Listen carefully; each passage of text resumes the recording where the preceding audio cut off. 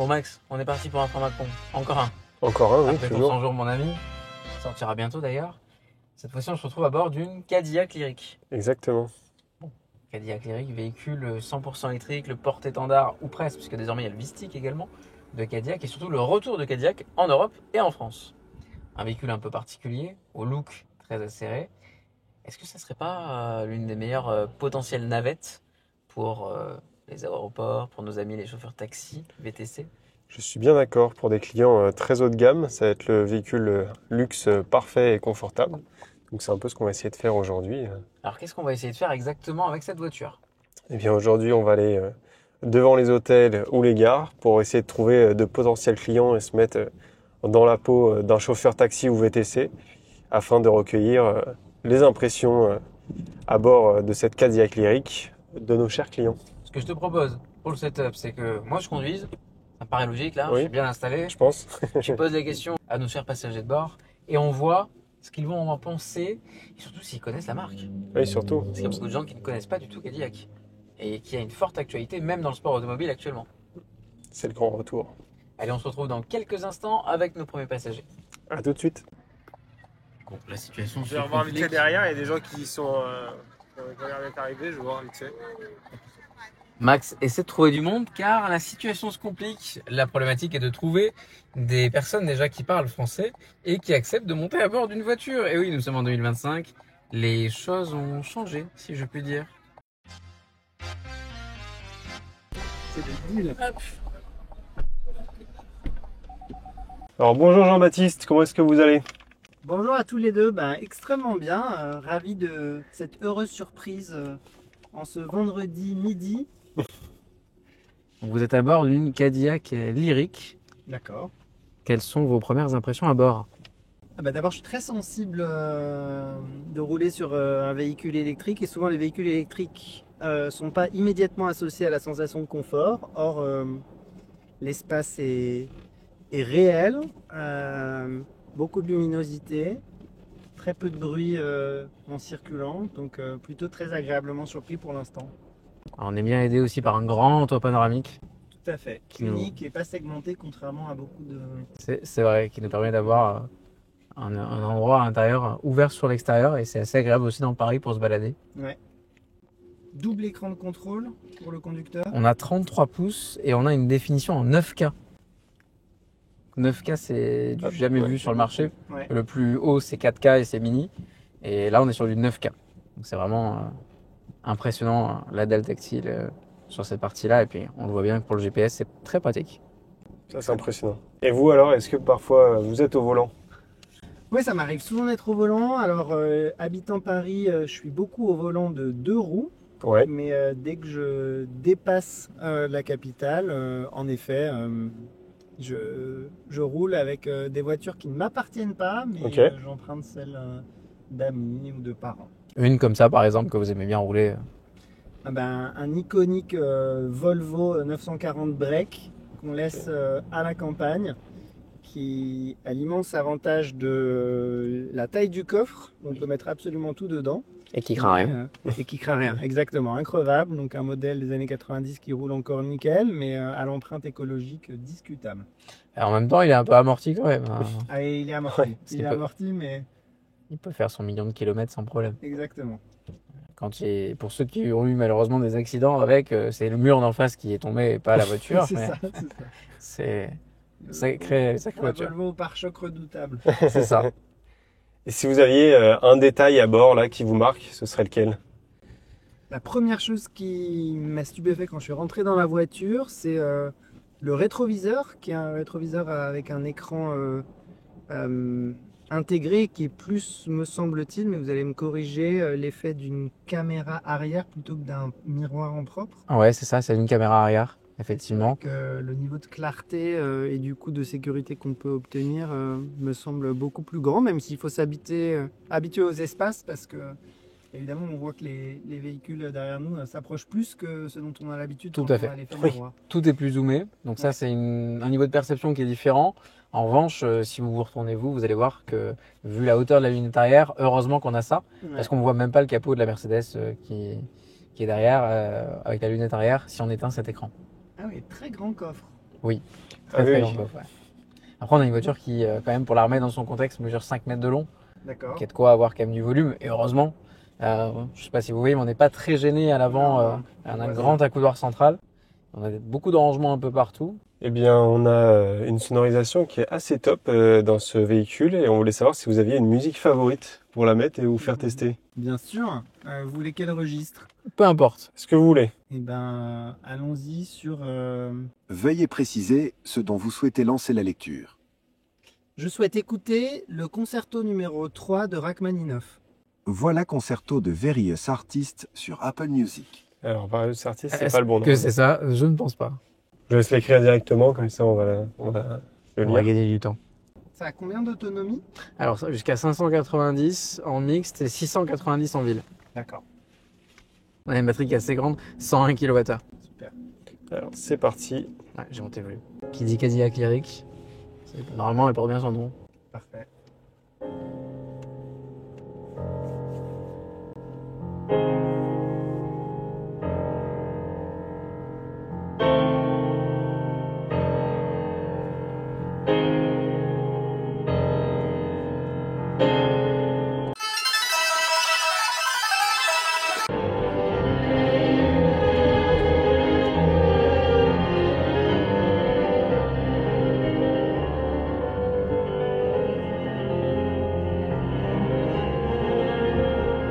Voilà. On va baisser parce que sinon on va pas pouvoir s'entendre parler. C'est 43 minutes, mais c'est incroyable. Ça crée vraiment un cocon où on a l'impression d'être très isolé du brouhaha ambiant. C'est assez immersif. Oui. C'est complètement immersif. On a l'impression d'avoir une réduction de bruit alors qu'on n'a pas de casque. C'est En fait, c'est une sonorisation AKG, donc qui est très utilisée notamment pour les micros, Mhm. dans les plateaux télé. Et on a 23 haut-parleurs dans le véhicule. Ah. Donc les prochains véhicules d'ailleurs, ils auront en plus le Dolby Atmos. Et là, on a déjà un coffre qui est vraiment immersif. Et la qualité visuelle des enceintes est assez folle aussi. L'intégration des enceintes. Et petite question, est-ce que vous pourriez être client de ce genre de véhicule? Alors, client à la location ou par un leasing entreprise complètement. Ok. Je suis séduit par la taille du coffre, l'accessibilité du coffre et la lumière plus l'empreinte écologique réduite. Moi, par conviction écologique, j'estime que la meilleure façon de pas trop dépenser, c'est de pas avoir de voiture. J'ai cette exception sur un deux roues électrique pour faire mes mouvements rapides. Qui répond à un besoin effectivement pratique aussi au quotidien. Exactement. Et là-dessus, je vous rejoins parce que la voiture, on n'est pas obligé de la consommer et la posséder. On peut aussi l'utiliser lorsqu'on a besoin de faire des grands déplacements. Exactement. Et de combiner l'électrique au quotidien, que ce soit une citadine électrique ou encore mieux du deux roues, surtout à Paris avec le stationnement gratuit. Ouais. Et la voiture pour les grands trajets, c'est vrai que c'est idéal. Mais il faut pouvoir le faire et avoir ce cheminement-là aussi au quotidien. Exactement. Et l'un des gros défauts des véhicules électriques aujourd'hui, c'est leur faible manque d'autonomie. Je vous prends une anecdote.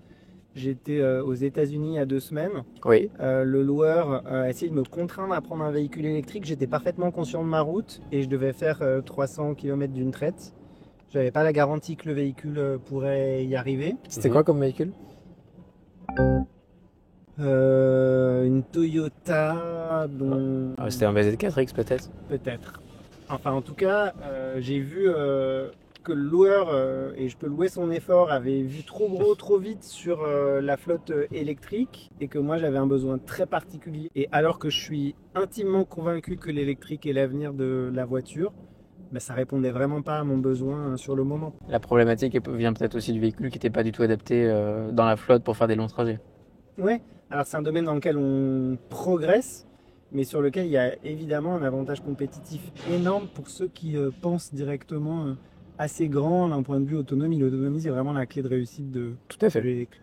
À votre avis, ce véhicule, à combien il est affiché niveau tarif? Donc, groupe Cadillac, Groupe Cadillac, transmission intégrale, 510 chevaux, un peu plus de 600 Nm de couple, l'autonomie je vous l'ai annoncé, une recharge 190 kW, donc c'est assez rapide quand même, et énormément d'équipements de série. On ne pouvait pas rajouter grand chose pour le coup, la gamme est assez simple pour la France. Et ben, je dirais aux alentours de 110 000 euros. Alors, ce sera une bonne surprise pour Cadillac dans ces cas-là, puisque le véhicule démarre à 85 000 euros. D'accord. Donc, le positionnement tarifaire est certes élevé pour un français moyen, mais par rapport au segment D et E, et on est clairement sur ce segment-là, la barrière des 5 mètres, ça reste un tarif encore pas abordable, mais convenable. Ouais, tout à fait. Vous, qu'est-ce que vous évoque justement cette marque? Cadillac, pour moi, c'est un positionnement entre premium et luxe, qui a une histoire résolument orientée sur le luxe et un caractère un peu élitiste, mais qui a travaillé sa vulgarisation et la possibilité qu'un certain nombre de familles puissent avoir accès à des véhicules qui soient des véhicules premium et pas nécessairement des véhicules de grand luxe. Même s'ils se distinguent de véhicules de grand luxe, je pense à Bugatti, à Lamborghini, à Ferrari, qui veulent se démarquer par leur prouesse d'un point de vue vitesse et expérience. Mais vous qui êtes allé aux États-Unis, vous avez peut-être l'habitude d'en voir. C'est vrai qu'en Europe, c'est une marque disparue. Ouais, absolument. Enfin, disparu ou véhicule de collection que certains Happy Few ont la chance de voir De passer, posséder ou de voir passer. Un positionnement qui part de très loin en Europe comparé aux États-Unis. Et pas forcément en électrique. Et jamais associé à l'électrique jusqu'à là. Vous êtes arrivé à destination. Le dernier mot de la fin concernant cette voiture. Très bonne surprise.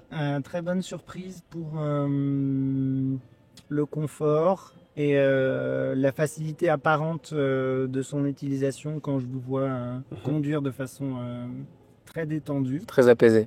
Très apaisée. Sans que ça ait les caractères un peu anxiogènes de la Tesla automatique où le conducteur joue à ne pas tenir le volant ou à ce que des alarmes se déclenchent tout le temps dès qu'on est à moins de 5 mètres d'un objet ou d'un véhicule à côté. Donc, contrat rempli, avis très positif. Merci pour cette expérience. Merci beaucoup. Merci à vous, c'était très amusant. Une heureuse surprise, on ne sait jamais trop à quoi ça fait quand on se fait alpaguer à l'entrée du métro.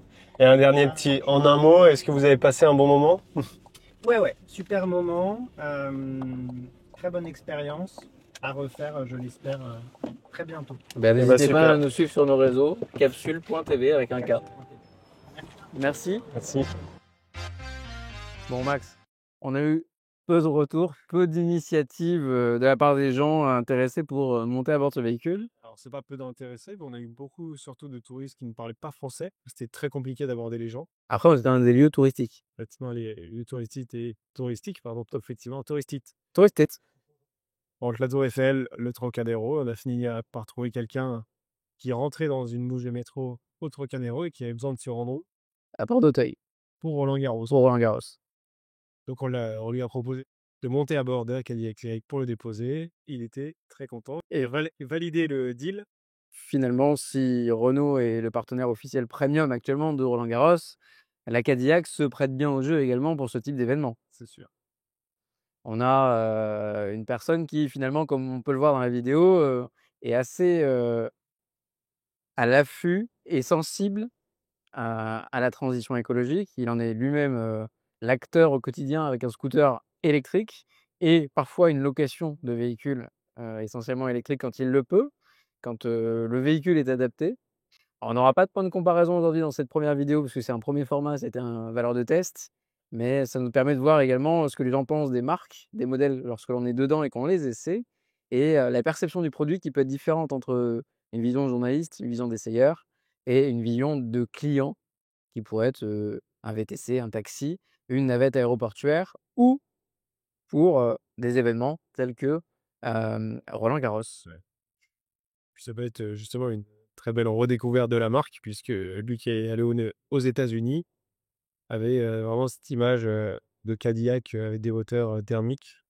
Et du coup, là, il était vraiment agréablement surpris de monter à bord d'une électrique.